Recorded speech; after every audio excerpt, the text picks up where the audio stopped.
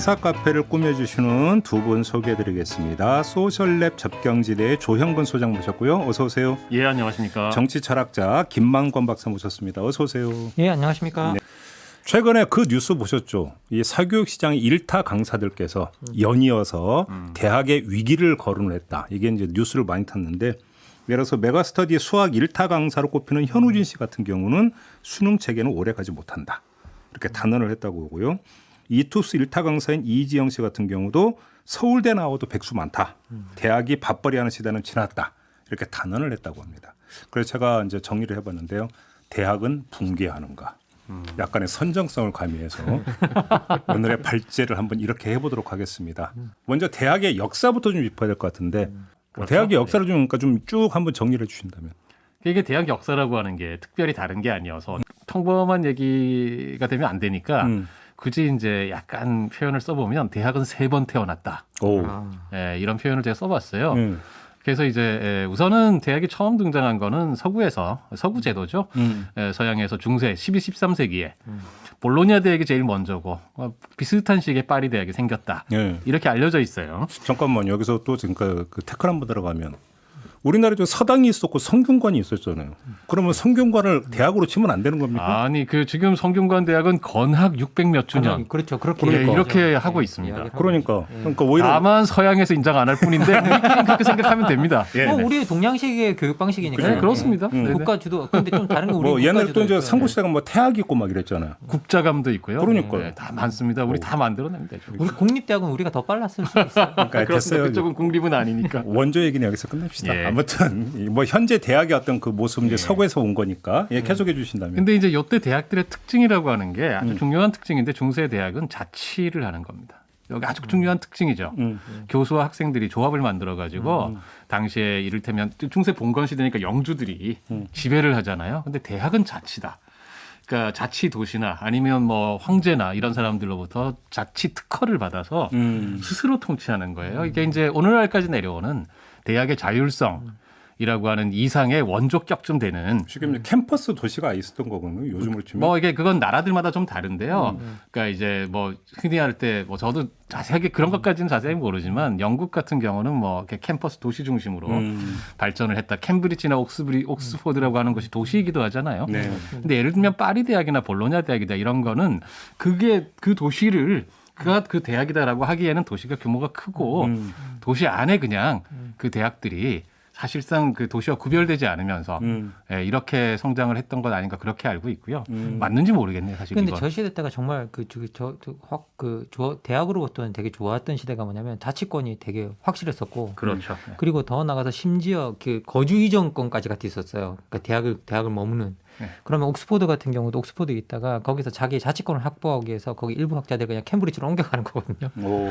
그래서 이제 자기들 그거 옮겨서 만들어진 게 캠브리지이고, 그러니까 그때는 정말 우리랑 좀 완전히 근데 달랐죠. 이때 대학이라고 하는 게 무슨 뭐 저기 학교 법인이 있고 학교 법인에서 교수 채용해갖고 월급 주고 뭐 이런 시스템은 아니었다면서요. 그게 그러니까 이제 대학들마다 출발이 어땠느냐에 따라서 좀 다른데요. 어떤 대학은 교수 조합으로 출발하는 데들이 있고 어떤 대학들은 기원이 학생 조합으로 출발하는 데들이 있어요. 아, 그럼 교수 조합은 야 우리 한번 교수 한번 해볼까 해서 그렇죠, 그렇죠. 한 그래서 다음에 자기들끼리 교수 만들어가지고 학생들 학생 모집해서. 모집하자 이렇게 해서 출발한 대학들이 있고 제가 지금 이것까지는 오늘 전혀 나올 줄 모르고 네. 파리 대학하고 볼로냐 대학 두 개가 각각 그 모델 중에 하나씩입니다. 그 둘 중에 어느 대학이 어느 쪽이었던지는 잘 모르겠어요. 그럼 학생 조합은 야 우리 한번 좀 배워보자 해가지고 그래서 교수들을 초빙하자. 회원 딱 모은 다음에 그렇죠. 교수 초빙하고 예, 이런 시스템. 그래서 학생 조합으로 출발한 대학들의 특징은 뭐냐면 오늘날 우리 저기 대학 교수님들이 들으면 끔찍할 이야기지만 이 교수 평가를 하는 겁니다. 그 시절에도. 교수 평가를 하고 그다음에 교수들이 서약서를 써야 돼요. 학기 중에는 절대로 이 도시를 떠나지 않겠다. 중간에 떠나버리니까. 예, 왜냐하면 중간에 떠날 수도 있고 그다음에 또 이를테면 이런 것도 있어요. 그냥 노트만 보면서 읽지 않겠다. 이런 학기 중에 출마하면 안 된다 이런 것도 있었겠네. 그 당시에는 아마 정말 민주주의가 없던 시절이니까 그때는 뭐 그건 중세라. 없었겠지만 아무튼 교수 입장에서는 상당히 빡빡한. 오. 네, 이게 이제 대학들마다 차이가 있었는데 월급도 결국 이제 학생 그 예. 등록금에서 나오는 그 그렇죠. 등록금이보다는 수강료 개념이겠네. 예. 그때는 예. 그죠. 근데 이제 요 중세대학에서는 이게 그런 의미에서는 중세의 빡빡한 시절 아닙니까? 종교가 지배하던 시절에 일종의 자유의 공기가 싹 트던 이런 곳이었고 그다음에 이제 예전에 고대의 지식이 수도원과 더불어서 고대의 지식이 다시 살아난 곳이기도 하고 해서 중요한 역할을 한 건 맞는데 그렇죠. 중세대학을 오늘날의 현대대학에 이를테면 전신이다.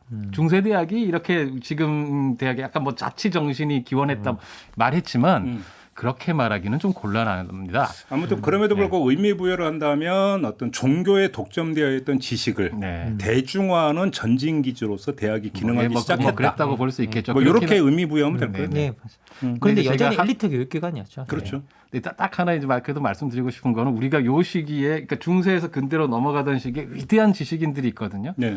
코페르니쿠스라든지 오. 아니면 갈릴레이라든지 아니면 뭐 저기 누구냐 스피노자, 데카르트 이런 사람들 중에 뉴튼 빼고 아무도 대학 교수가 없어요. 아 그렇군요. 대학에 그러니까 대학이 당시 시사하는 바가 상당히 강냉 크네. 큽니다. 그러니까 이게 이제 훌륭한 역할을 한 건 맞는데 지식 생산의 중심지는 아니었다. 아, 네. 또 그렇게 봐야 되는 거. 네, 그렇게 봐야 됩니다. 야, 재밌네. 아무튼 그럼 이게 처음 태어난 거 그렇게 태어났고 세 번 태어났다면서요? 예, 그 두 번째 번째는? 태어난 걸 우리 김만건 소장님께서 한번 또 얘기를. 아뭐 김만건 제가 박사님께서 아니 뭐 잘하시다 갑자기 중간에 막 추임새만 넣는 거 되게 어차피 지금 좋아하는데 거의 비슷하게 써왔기 때문에. 아니 뭐 이제 그렇게 해서 이제 그 훔볼트 대학이나 이제 이런 네, 것들이 이제 훔볼트 만들어지면서 소위 근대 대학들이 만들어지게 되는데요. 이제 뭐 이게 그 제가 알기로는 이제 베를린 대학이 이제 사상 최초로 학문 연구를 중심으로 하는 대학으로 탄생을 했었고 그래서 지금 어떻게 보면 가장 근대적인 대학 모델을 만드는데 가장 많은 기여를 한 게 독일 모델이라고 그렇죠. 이제 그렇게 볼 수 있고요. 그리고 이제 이 독일 모델을 지나서 이제 대학원 모델들이 탄생하는데 이 대학원 모델들은 미국에서 탄생했어요. 오. 예, 이제 이 대학원 모델을 탄생시킨 데가 이제 하버드가 유명해진 게 막 어떻게 보면 그 이유도 있는 것 같고요. 예. 그리고 하버드에서 처음으로 이제 뭐 법학 전문 대학원이니 뭐 과학 전문 대학원이니 이런 것들이 만들어지면서 전문적 지식을 만들어내고 그리고 처음으로 이제 여기에서 대학원 중심으로 하는 산학 협동 모델이 만들어지죠. 그래서 그걸 어떻게 보면 기업형 모델이 만들어지는 데 있어서 어떻게 보면 기원이 이제 여기라고 보면 될 쉽게 것 말하면 이제 같아요. 시장이 예. 원하는 인적 자원을 육성해서 공급한다. 예. 대학의 기능으로. 예. 예. 아마들 다 너무 유명한 기업이라 이름 다 아시는 휴렛 패커드라는 예. 그 우리 프린트 만드는 엄청난 세계적인 기업이죠. 예. 그 스탠포드 대학에서 스피노프 그 실험실에서 예. 연구실에서 스피노프된 기업인데요. 그런 산학 그 저게 아마 1940년 고무렵쯤 2차 대전 막 시작하고 이러던 무렵인데 소위 이제 그런 미국식 산학 협력 모델에서 스피노프돼서 글로벌 기업이 된 최초의 사례. 예, 이제 이런 거 기업들이 생기면서 그 이후에는 이제 대학에서 이 연구라고 하는 것이 기업에서 그 어떤 그 생산과 이윤을 낳는 것과 구별이 되지 않고 둘이 일종의 합체가 되는 이런 모델이 세계적으로 퍼져나가기 시작하는 그렇죠. 것이죠. 그건 결정적으로 사실 그 모델은 자본주의가 발달했던 미국 모델에서 나오게 그렇죠. 되는 딱 거죠. 미국 예, 모델에서 딱 미국 나오는 모델에서 거고. 나오게 되는 저희가 이제 대학에서 흔히 그런 말 저희 귀에 익숙하잖아요. 요즘에는 이런 말 말하면 촌스럽겠지만 대학은 진리의 상아탑이다. 그렇죠. 막 이런 얘기하는 게 독일 모델인 거죠. 그렇죠. 그 독일 모델이죠. 아주 예. 그러니까 그게 이제 두 번째. 그렇죠. 네, 두 번째 모델. 태어났을 때 독일 모델에서는 쉽게 말하면 교양 교육하고 전문적인 학과 교육을 통합하는 건데, 그러니까 이제 그 당시 용어를 보면 이제 외부적 목적을 갖는 지식들, 쉽게 말하면 실용 지식들입니다. 아, 예, 예, 예. 이런 지식들은 단과 대학과 학과 속에서 공부를 하는 건데. 이런 것만 배우면 사람이 통합적인 교양인이 못 되는 거예요. 그렇죠. 통합적으로 이렇게 쉽게 말하면 리더가 되고 지식인이 되고 이래야 되는데 그거를 통합해 주는 것은 외부적 목적을 갖지 않는 지식, 지식 그 자체가 목적인 지식. 그게 예를 들면 철학이고 인문학이고 교양 교육인 거죠. 그래서 어떤 학과에 비록 소속되더라도 교양 교육을 잘 받아야 되는 거예요. 그렇죠. 그게 항상 그래서 기초가 되고 나머지로 뻗어 나가는 구조가 만들어진 거죠 그때. 그래서 전문 지식 교육과 교양 교육이 통합된 이런 것이 이제 소위 말하는 19세기에 만들어진 독일식 훔볼트 모델이라고 저희는 얘기하는데 저희가 이제 이런 대학은 진리 탐구가 1차적인 거예요. 그랬다가 이제 세 번째 단계 미국에서 오면서 이런 뭐 어떤 시장이 원하는 그렇죠. 돈이 돼야 되는 거죠. 어떤 뭐 실용 지식인데 이거는 예. 실용 지식 중심으로 가면서 바로 어떤 그러니까 시장에 그러니까 배출하면 쓸 수 있게 만드는 인적 자원을 배출해 드는 기능. 예. 이게 뭐 산업 협력이 이런 명분으로 해가지고 이게 이제 세 번째 모델이다. 예. 그러니까 정리를 하면 지금 뭐 다수가 공감하는 대학의 역할이라고는 이제 크게 두 가지는 하나는 진리 탐구의 기관이다. 두 번째는 인재 육성 기관이다. 이 두 가지잖아요. 예, 그렇죠. 학문 연구를 할 수 있는 이제 인재를 육성하고 그래서 이제 교육, 학문 그리고 뒤에 이제 사회적 봉사를 할 수 있는 곳이어야 된다라고 해서 이제 봉사 기능이 이제 추가가 되죠. 점선적으로.